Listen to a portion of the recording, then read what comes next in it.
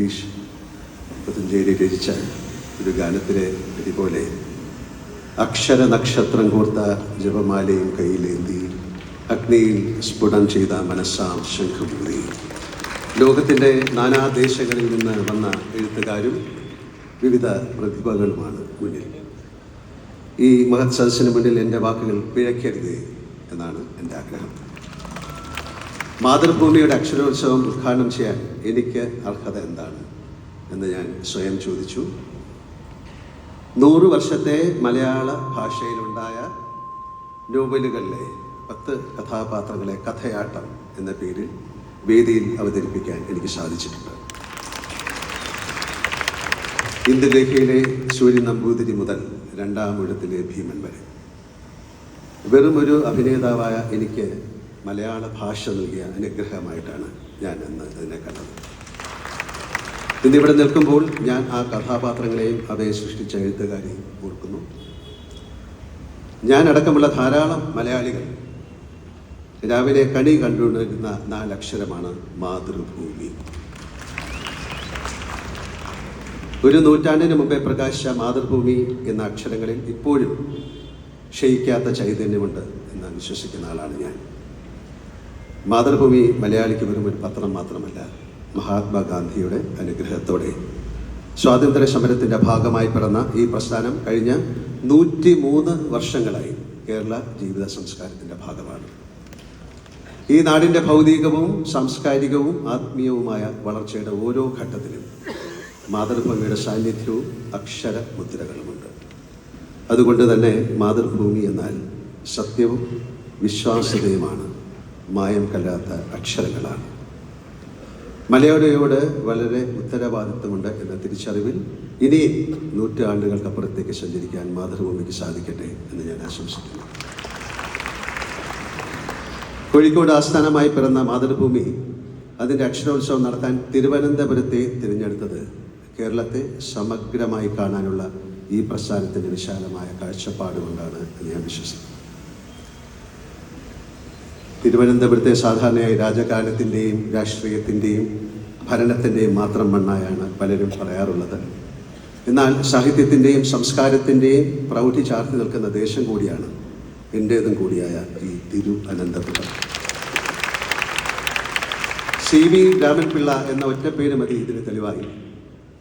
CV-യുടെ കാളിയുടെ ചന്ദ്രക്കാരനായി വേദിയിൽ വേഷമിടാൻ എനിക്ക് ഭാഗ്യം ലഭിച്ചിട്ടുണ്ട്. സിനിമയായിരുന്നു എൻ്റെ യൗവനത്തിൻ്റെ ലോകമെങ്കിലും ഞങ്ങൾക്ക് ചുറ്റും ഈ തിരുവനന്തപുരത്തെ മണ്ണിൽ വലിയ എഴുത്തുകാർ ജീവിക്കുന്നുണ്ടായിരുന്നു. P. Kesavadev, S. Guptan Nair, M. Krishnan Nair, ONV Kurup, Sugathakumari, Vishnu Narayanan Namboothiri, P. Padmarajan, Malayattoor Ramakrishnan, Puthussery Ramendran എന്നിവരെയെല്ലാം ഞങ്ങൾ വിദൂരത്ത് നിന്ന് കാണുമായിരുന്നു. അക്ഷരത്താൽ പ്രകാശിക്കുന്ന ഈ വലിയ മനുഷ്യരെ കണ്ടാണ് ഞങ്ങൾ വളർന്നത്. അവരോടൊക്കെയുള്ള ബഹുമാനം ഇപ്പോഴും ഞാൻ മനസ്സിൽ സൂക്ഷിക്കുന്നു.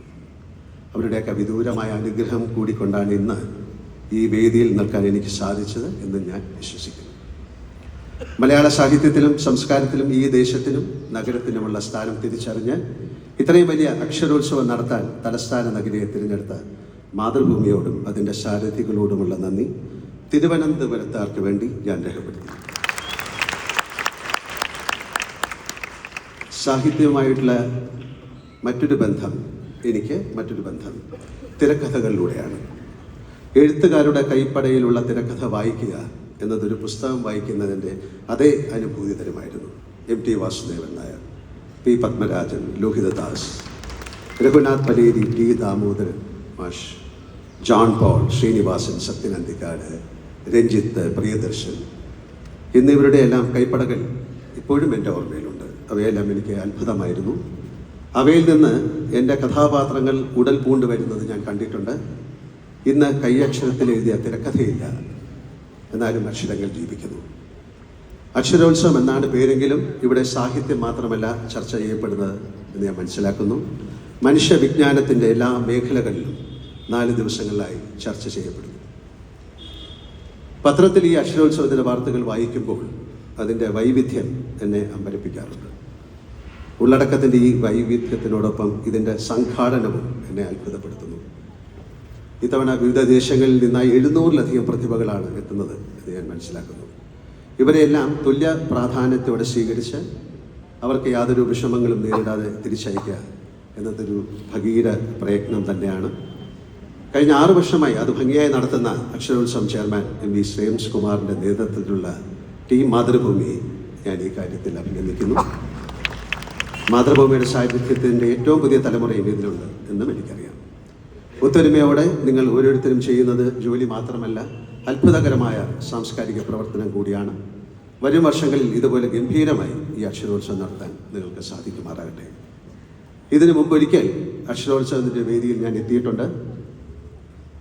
അജ്ഞാതനായി സദസ്സിലിരുന്ന് ഇവിടെ നടക്കുന്ന വലിയ ഭാഷണങ്ങൾ കേൾക്കുക എന്നത് എൻ്റെ ഒരിക്കലും നടക്കാത്ത മനോഹരമായ സ്വപ്നമാണ്.